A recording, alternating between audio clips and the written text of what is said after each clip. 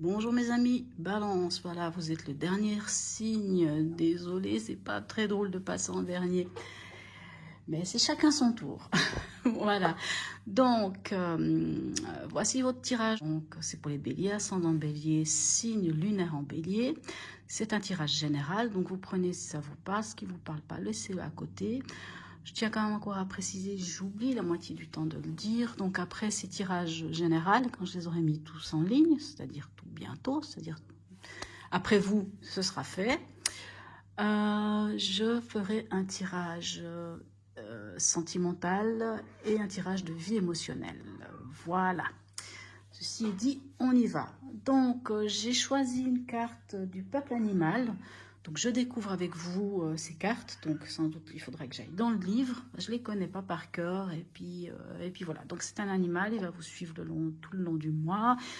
Ce sera soit son énergie, soit son conseil. On va aller voir. Alors, quel animal vient avec vous, mes chers amis Balance? Le bélier. Alors, on dit qu'il est têtu, le bélier. Alors, allons voir ce que nous dit le petit livre de l'oracle du peuple animal. Donc, on nous parle que si cette carte vient vers vous, c'est pour vous interroger sur l'avancement de vos projets. Est-ce que vous mettez tous les moyens en œuvre pour faire aboutir ce qui vous tient à cœur? Faites-vous les efforts nécessaires? Avez-vous tendance à laisser faire ou à vous décourager? Alors, le bélier, lui, met fin à toute procrastination. Il vous montre qu'avec constance et persévérance, vous pourrez faire aboutir vos projets de vie. Il peut aussi vous apparaître pour vous inviter au changement. Donc les mots-clés, persévérance, ténacité, constance, pugnacité, jeunesse, prise de risque, naissance, confiance. Voilà. Magnifique. Donc en fait, c'est le moment de vous interroger sur des projets ou sur quelque chose. En tout cas, c'est le moment de passer à l'acte apparemment. Allons voir comment ça se traduit. Votre état d'esprit en ce début de mois, on a le 2 de coupe et on a le 8 de denier. Mais c'est magnifique. Le 2 de coupe peut nous parler de couple, d'ailleurs, de couple, pardon, je dis des bêtises, peut nous parler de partenariat. En tout cas, il y a, comme je dis, ça peut parler de partenariat, ça peut être de relation avec l'autre, mais ça parle en tout cas de relation à l'autre, et ça parle quand même d'une relation qui est quand même du domaine de l'affectif. Donc, ça, c'est votre état d'esprit. Donc, vous êtes en relation avec quelqu'un ou même au travail. En tout cas, vous vous entendez bien. Et avec le 8 de denier, vous savez, on parle de... le 8 de denier nous parle de faire fructifier. C'est quand on a travaillé. Par exemple, le 7 de denier nous parle encore d'avoir de la patience pour récolter les fruits. Le 8 de denier nous parle que l'on récolte les fruits de ce que l'on a semé. Donc, à vous de voir à quoi ça vous parle. Quelle est votre préoccupation? On a l'empereur et on a le 9 d'épée. Alors, il y a quand même encore dans le mental des choses qui vous angoisseraient un peu. Parce qu'on a que le 9 d'épée, ça parle quand même d'angoisse. Mais vous savez, c'est ces angoisses... c'est ces fameuses angoisses qui nous empêchent de nous dormir, qui nous empêchent, mais attendez, 8, 9, oui, 9 d'épée, c'est bien ça. Mais c'est des angoisses qui nous enferment dans le mental. Donc, en gros, l'invitation, c'est un peu votre souci. Votre souci, c'est... Alors, l'empereur, lui, nous parle, vous savez, de fondation, nous parle de rigueur, d'autorité. Alors, soit il y a des choses avec l'autorité qui vous mettent un peu la tête, vous créez un peu des angoisses, où il y a, alors c'est marrant parce que avec le bélier on vous parle de projet. Donc l'empereur peut nous parler justement dans votre préoccupation de projet, de mettre en place des fondations, le fondement d'un projet, d'être rigoureux, d'être méthodique. Donc c'est peut-être votre souci qui est là, c'est comment mettre en place un projet, comment arriver à inscrire les choses dans la pierre, parce que l'empereur nous dit ça, nous dit ceci, vraiment de mettre les choses posées, vraiment de mettre quelque chose de structuré autour de soi. Ça peut être fondé je ne sais pas, les fondations d'un projet, de quelque chose qu'on veut mettre en place. Et avec le 9 d'épée, on voit qu'il y a quand même ce souci encore où vous posez beaucoup de questions. Et à quelque part, on vous dit de lâcher ce mental. Allons voir au niveau de l'événement. On a le 2 de bâton et on a l'as de bâton. Donc, il y a quand même une nouvelle passion. L'as de bâton nous parle d'une nouvelle passion. Ça peut nous parler d'un nouveau projet, puisque avec le bélier, c'est ce qu'on nous dit quand même. On nous parle quand même de projets, de choses qu'on a envie de mettre en place. Et le 2 de bâton, lui, nous dit d'évaluer la situation. On évalue cette situation. On a sans doute une nouvelle passion, quelque chose qui nous tient à cœur. D'ailleurs, c'est dans notre préoccupation avec l'empereur, de fonder, de mettre les fondations, de mettre en place quelque chose qui est structuré. Et avec le 2 de bâton, on vous invite à prendre un temps et d'évaluer la chose. Il faut évaluer la situation, évaluer les choses. Qu'est-ce qui va vous aider dans cette situation? La reine de coupe et le 3 d'épée. Alors, la reine de coupe, elle, vous dit en conseil, de ce qui va vous aider, c'est de vous écouter. Ce qui va vous aider, la reine de coupe, c'est l'intuition aussi. C'est de vous écouter, d'écouter votre cœur. C'est ça qui va vous aider. D'écouter votre cœur, de faire les choses avec amour, avec comment dirais-je, empathie, enfin d'aimer les autres, de vous aimer vous-même, mais en tout cas de vous écouter. Et le 3 d'épée, je ne sais pas si c'est le mois passé aussi, vous aviez aussi le 3 d'épée, ou peut-être c'est encore un autre signe, je ne sais plus. Le 3 d'épée, vous savez, c'est cette fameuse carte qu'on n'aime pas tellement, parce que c'est qu'il y a encore quelque chose qui blesse votre cœur. Il y a quand même une ancienne blessure qui vient à vous. Donc le 3 d'épée, quand elle est dans ce sens-là, puisque c'est qu'est-ce qui va vous aider? Ce qui va vous aider, c'est d'écouter votre cœur, c'est de vous écouter votre être profond.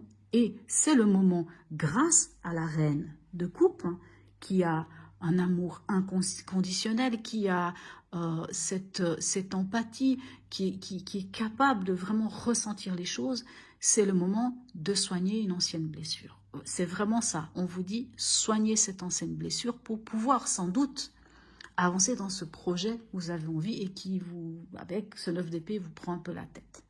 Qu'est-ce qui ne vous aiderait pas, ou ce à quoi vous devriez faire attention? On a le tour et l'empereur. Alors, vous voyez, l'empereur revient là, il revient. Alors, ce qui ne vous aiderait pas, alors, comment vous dire? Vous savez, la tour, on parle de bouleversement, on parle de choses qui vous arrivent un peu sur le coin de la figure, et puis qui... Mais là, dans ce contexte-là, ce qui ne vous aiderait pas, c'est de ne pas prendre conscience qu'il y a peut-être une blessure à soigner.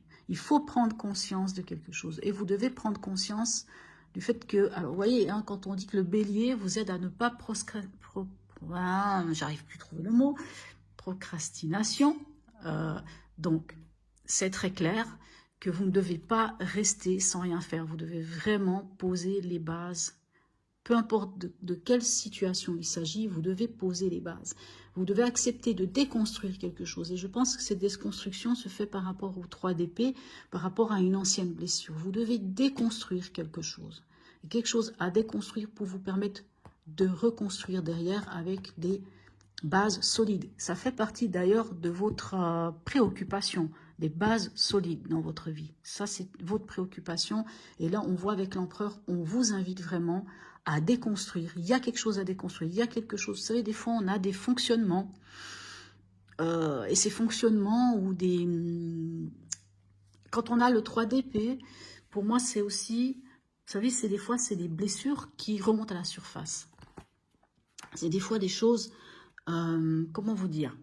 Ça peut ne pas être que au niveau du cœur, ça peut être au niveau du travail, au niveau... Puisque là, on parle quand même de projet. Est-ce qu'à un moment donné, vous avez peut-être voulu démarrer un projet, puis ce projet, finalement, est parti à l'eau, et maintenant, vous vous dites, mais est-ce que je le fais ou pas? Et justement, parce que ce projet est parti à l'eau, ça fait remonter, ce 3 d'épée, ça fait remonter une ancienne blessure, où il y a eu un moment donné où vous avez ressenti une blessure. La blessure, elle n'est pas que émotionnelle. Enfin, elle est émotionnelle, oui, mais elle n'est pas que dans le sens affectif.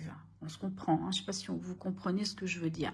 Donc, l'invitation, dans ce qui vous aide, enfin, ce qui vous aiderait pas, c'est de ne pas prendre conscience qu'il y a quelque chose à déconstruire C'est ça qui ne vous aiderait pas. Il faut vraiment prendre conscience qu'il y a quelque chose chez vous, dans vos mécanismes ou autour de vous, enfin peu importe, hein, ça soit à l'intérieur de vous ou pas, mais de prendre conscience que quelque chose ne va pas et que là, il faut déconstruire et qu'il faut repartir sur des nouvelles bases avec l'empereur.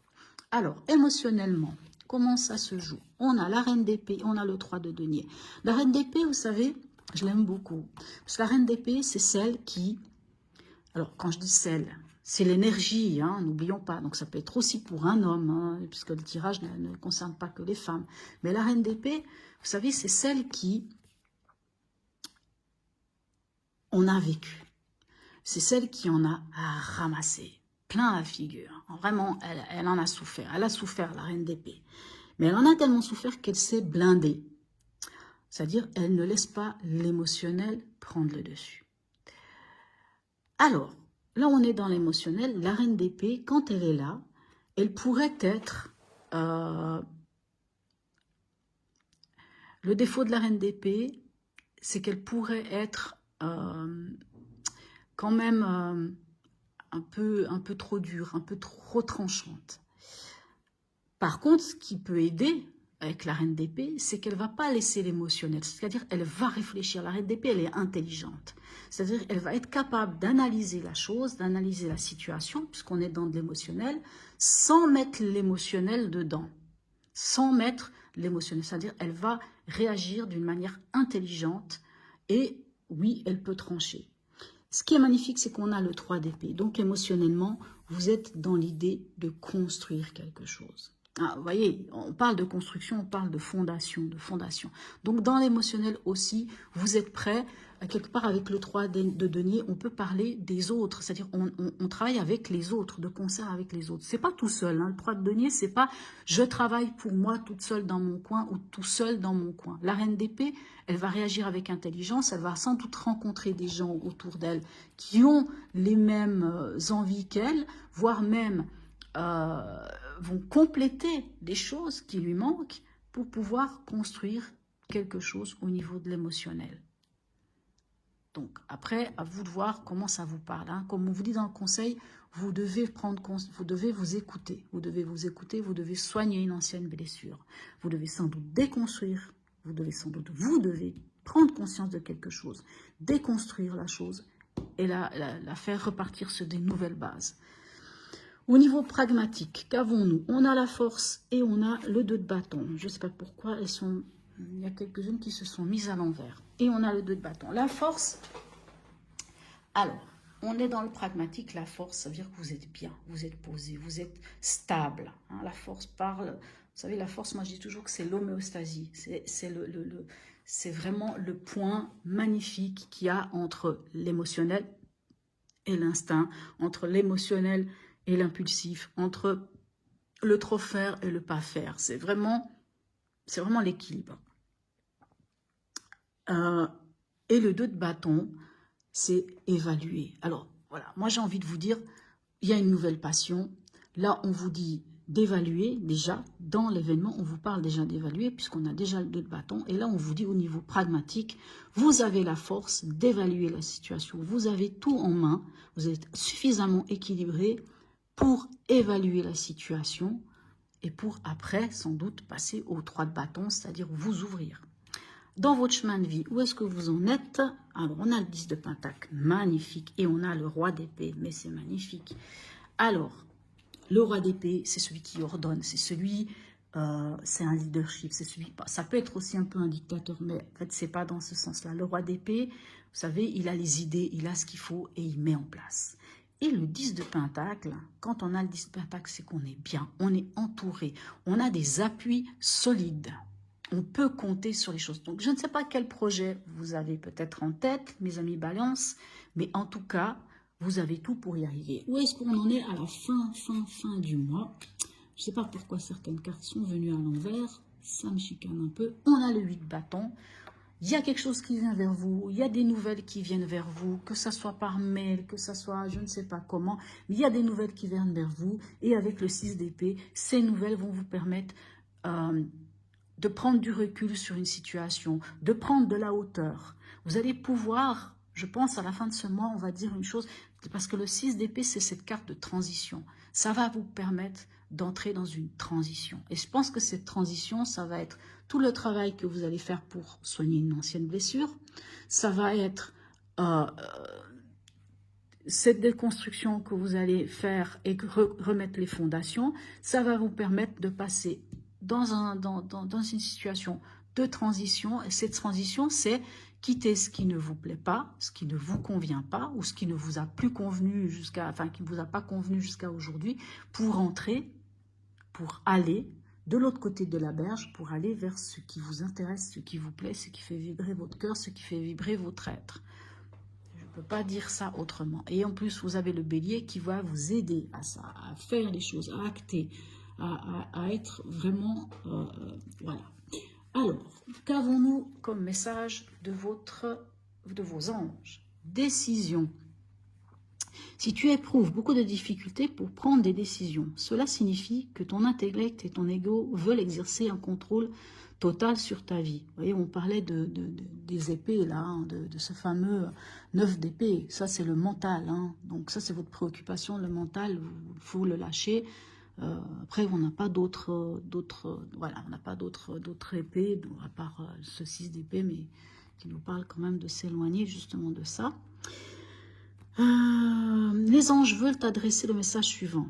Commence par contrôler et peser le pour et le contre. Vous voyez, évaluer. Hein, on vous parle d'évaluer et à 2 endroits différents, on vous parle d'évaluer.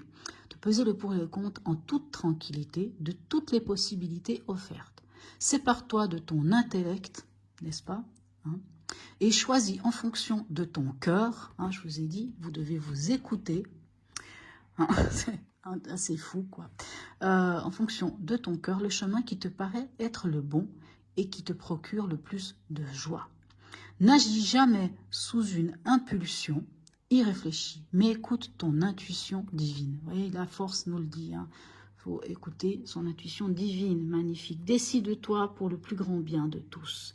Pense à ceci. Si quelque chose ne sert pas à ton plus grand bien, il ne servira pas non plus au plus grand bien des autres. Libère-toi d'un faux sentiment de responsabilité envers autrui et décide-toi avec sagesse. Efforce-toi d'être intérieurement très calme et accorde-toi avec ton âme. Prie tes anges de te guider et de t'aider. Puis prends tes décisions facilement et spontanément en partant de ta profonde paix intérieure.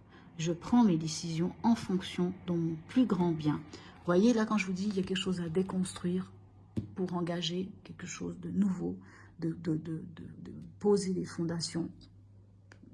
C'est incroyable, extraordinaire, magnifique. Alors, le petit oracle de l'intuition nous parle de quoi? Ben voilà, de cœur. Ton âme est merveilleuse, elle porte des trésors pour t'accomplir.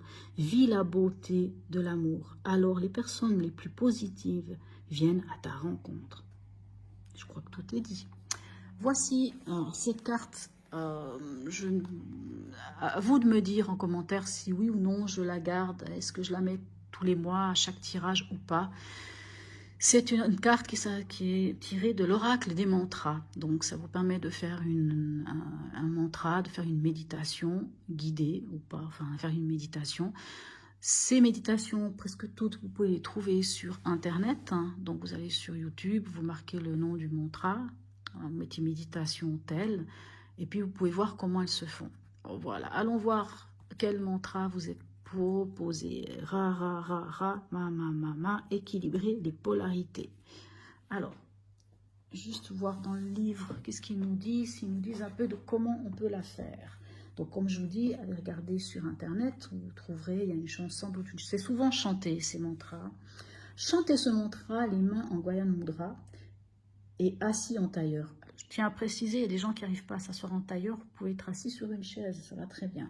Si vous le pouvez, partagez ce mantra avec un ou une partenaire en vous installant face à face et en vous regardant dans les yeux. Les mains sont posées face à la hauteur des épaules. Ok. Ne vous quittez pas des yeux. 11 minutes minimum. Alors, si vous avez un partenaire avec qui vous voulez faire ça, s'il a envie de le faire, faites-le. Mais allez regarder sur Internet, vous trouverez comment vous pouvez le faire. Et puis, voyez vous-même si vous avez envie de le faire ou pas. Voilà, mes amis Balance. Qu'est-ce que je peux vous dire d'autre, hein? Vous avez apparemment peut-être d'anciens projets ou des projets à remettre sur le chemin. Allez-y. Faites-vous confiance. Écoutez vraiment votre fort intérieur. Écoutez-vous vraiment vos besoins réels. Soignez cette blessure. Soignez-la. S'il faut déconstruire quelque chose, osez le déconstruire parce que derrière, on vous invite à mettre les fondations solides en place. Et je vous dis à bientôt.